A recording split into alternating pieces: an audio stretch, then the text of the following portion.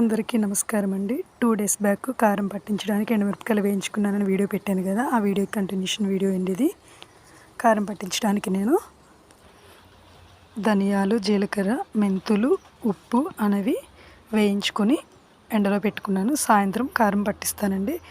కారం పట్టించిన తర్వాత అందులో వెల్లుల్లిపాయలు వేసి దంచుకొని అందులో కలుపుకోవాలి, అంతే కారం తయారవుతుంది. అలాగే ఈ వీడియోలో మీకు 1 కేజీ ఎండుమిరపకాయలకి కొలతలు అవన్నీ చెప్తానండి. నేను కేజీ ఎండుమిరపకాయలకు వచ్చేసి ధనియాలు వచ్చేసి 1/2 కేజీ, జీలకర్ర 100 గ్రాములు, మెంతులు 50 గ్రాములు,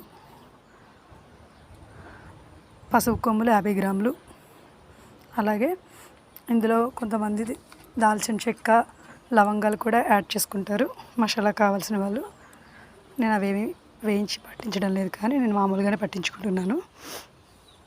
అమ్మ వాళ్ళ సైడ్ అయితే కేజీకి కొలతలతో పట్టిస్తారండి కారాన్ని. అత్తయ్య వాళ్ళ సైడ్ అయితే తక్కువ మసాలాలు ఉపయోగిస్తారు.